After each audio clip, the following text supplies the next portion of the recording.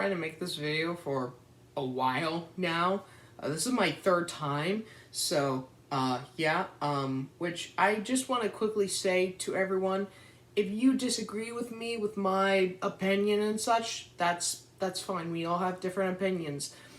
People can find merchandise that they like while I find it to be shit, or there are some things I like that people might find as shit, and that's fine. However, to say that I should leave the toy community because I do not like a pretty good portion of the Mattel figures now is, well, I don't really like that, okay? If you don't like my videos or my opinion, then get the hell out of here. And no, I will not stop collecting, you fucking moron. Anyways, back to the video. So as you could clearly tell by the title, it is my opinion about the crowdfunding from Mattel. Yeah, pretty disappointing, and I will go over it by tiers. So, yeah. First tier. Tier number 1, you get the Gate and you get a Ford Explorer 5. Now, the Gate is pretty cool. I do like it. However, there is something that I do not like with it. That being that it has sound effects. It doesn't need sound effects. That's really stupid as hell. I like the motorizing doors, and I like the lights, of course. You need the lights for the little flames and such. That makes complete and total sense. But did it need sound effects? No, it did not need sound effects. And then there's also the Ford Explorer 5. Now this is Ford Explorer 4, which is pretty much just a retool. There's nothing new. There's nothing really new with it. The only thing that's new with Ford Explorer 5 is the fact that it has the antennas. There's no, like, working headlights or anything like that, or, like, the TV monitors inside don't, like, glow up or anything. I mean, there's great detail inside the vehicle, yeah, but you could just do that yourself with grabbing yourself, like, a paintbrush and such.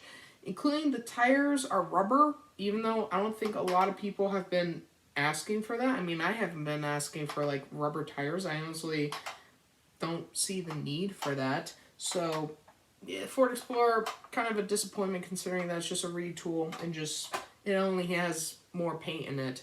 I would have liked if there was working lights where, you know, you flip it under, you put batteries under here, there's like a little switch, you turn on, turn off, and it's like that. So, yeah. Also, it has the little compartment box in the back, but that little box, you cannot take out of the Ford Explorer, which I find really to be dumb. Also, you can't open up the trunk, which is so stupid. I would have liked if you could have been able to have opened the back trunk, but that's not the case. Now, Tier 2. I will not be talking about Tim. I will talk about him when I get to Tier 4, which is with Lex. Tier 2. Tier 2 consists of Tim and the fences. The fences are cool. I like them. However, it does not seem like as if the wires of the fences connect to the gate. They're like cut off, which is just so stupid. Just so stupid. I don't understand why they didn't do that. Why they didn't have the fences like connect in, like the wires. I don't know why they cut it off. I just find it to be so stupid. Also, I will say the fence designs are cool, and I like the working lights, and I would love if they could be able, if Mattel were to sell these individually, like in packs. So you get like 5 fences, 4 are normal, 1 has dino damage. The dino damage fences, the wires that are connected to each other, in the middle there'll be like a little peg and peggle that connect to each other, and you just basically detach them, and then they'll hang loose and such. And you know, if you want them to be fixed, then just plug them back in, and bada bing, bada boom, it's fixed. So yeah. Next in Tier 3 we have Buck. Now, with Buck, his paint job's cool. I will admit that. He also does have a new head articulation, which looks pretty good. However, I am not a fan of his head sculpting.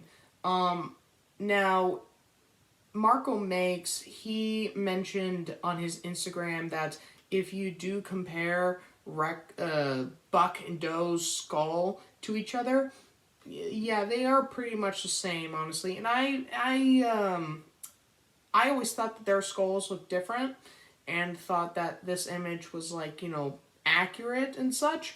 However, that's not the case. If you do actually compare the animatronic heads, they are pretty much different. And in the live stream, Mattel did say that they use photos from the animatronics and the CGI models.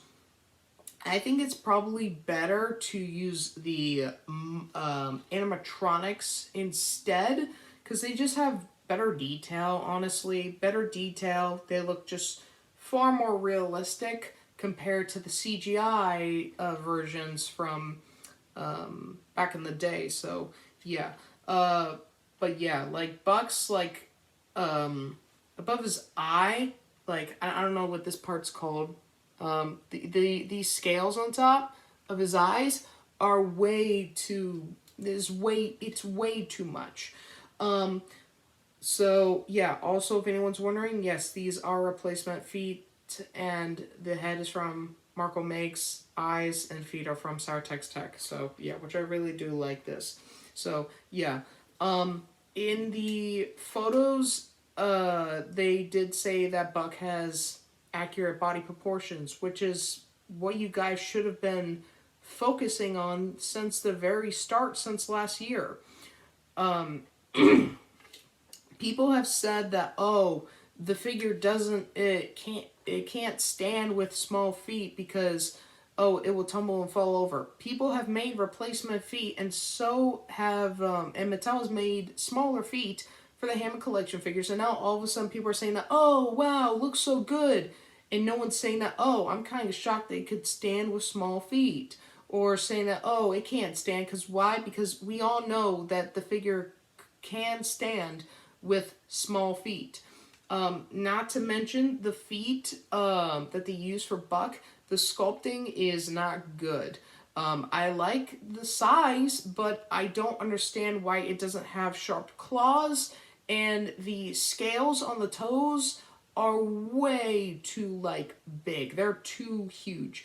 If you get the Camp Cretaceous Epic Roaring T-Rex and compare its foot sculpting, its toe sculptings are just so good. They really do look like T-Rex feet. So I don't understand why Mattel didn't use that model for the toe scales. Also, the dual claw isn't painted and it's not hanging out to the side, which I find that to be so goddamn stupid, Mattel. Really, just fix that issue. Also, the scar, they did mold it in, but they did not paint it, which is just so annoying. The teeth are better. I really do like the teeth. They look so much better than Rexy's, and I am pretty happy that they did listen to us about the teeth. Now, the glass eye, in the photos, the promo art, it looks really it doesn't look real. That looks really photoshopped. I feel like as if the glass eye isn't going to be really that good on the actual figure. I hope I'm wrong. I really do hope I'm wrong, but nah, the photos of its eye just look so fake. It really does look fake. I don't like it a lot. So, yeah. They also said that they gave Buck a new neck mold, even though his neck mold is it looks pretty much the exact same. So yeah. Also, I am 100% certain that Buck will be up for retail in the future. I just feel like as if Mattel threw in Buck as like, oh, you want an early release of Buck? Well, then here you go. And they're making it seem like as if Buck is, the only way to get Buck is through this crowdfunding. He's never going to be up for retail, which I highly doubt that. They're not that stupid. Well, they can be at times. Tier 4, you get Lex and the Goat. Now, with the Goat, I will say this. I just don't really see the need for it. I mean, you could just go to a store, get a Goat figure, and just repaint it. But I think it's okay. However, I wish that there was a little platform for it. You know, the Goat feeder with like the pole, and you could like chain it up to that pole and such. So yeah, I also wish that it had some leg articulation and such, so that we can have it like laying down like in the movie. So yeah. Besides that, Goat, I don't know, just whatever. Now, Lex and Tim, Mattel, you guys really disappointed me with your your Hammond collection, Lex and Tim. I do not count those as Hammond collection. I count those as like the mainline toys. The only thing that is new with these figures are just their head sculptings. That's pretty much it. I mean, Lex has a little bit more paint on her shirt, but besides that, they don't have any new points of articulation, or any new like cool equipment and such, which is just so disappointing. Hammond Collection is supposed to be the superior, the collector line for adult collectors who collect 3 3/4 inch scale. And as a 3 3/4 inch scale collector, I am pretty disappointed in Lex and Tim.